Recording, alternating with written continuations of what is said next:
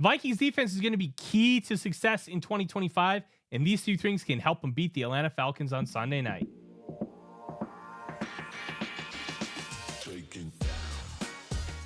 This video is sponsored by Underdog Fantasy. Use promo code ATOZ, and upon sign up in your first $5 play, you'll get $50 in bonus credits. And stay tuned later in the week for my picks. The Minnesota Vikings have a tough test ahead of them against the Atlanta Falcons on Sunday Night Football, and it's going to start on the defensive side.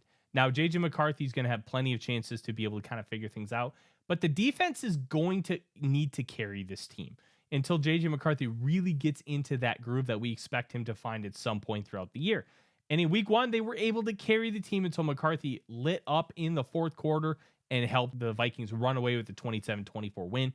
And this week is going to be a different kind of challenge. Michael Penix Jr. is not the kind of elusive runner that Caleb Williams is, but he is very good at what he does, which is staying within the confines of the pocket and being able to attack every blade of grass on the field. He's got a cannon of an arm, but some of his mechanics get wonky. Now, one of the things you can do to impact him is stunt. This offensive line is not very good at handling stunts.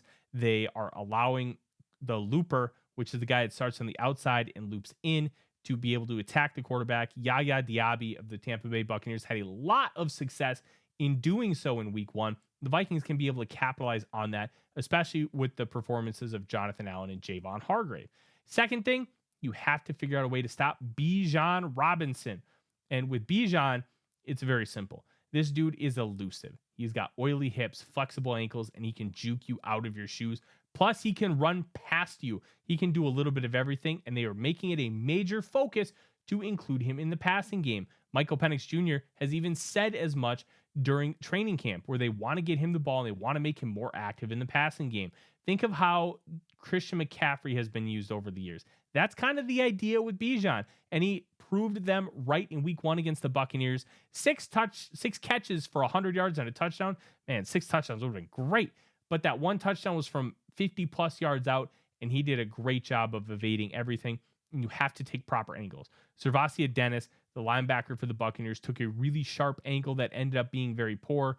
Bijan Robinson can soften that, get around, and then once he's in open space, all bets are off. Without Blake Cashman, the Vikings are going to have a harder time being able to handle some of those players, and it's going to take players like Eric Wilson and Ivan Pace Jr. to step up and make a big impact. The third thing, Drake London and Kyle Pitts. They're going to be tough players to face. Why?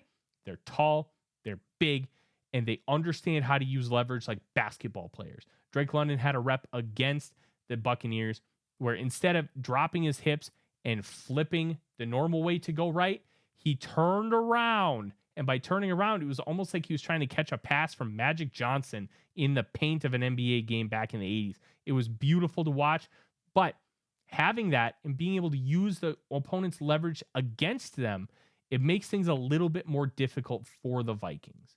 And when you have smaller corners, it's an easy way to bully them. So they got to play feisty. They have to be able to get their hands in to the catch radius. And by doing so, they can make a really big impact on this game. I'm Tyler Forness with ATOZ Sports. Skol Vikings.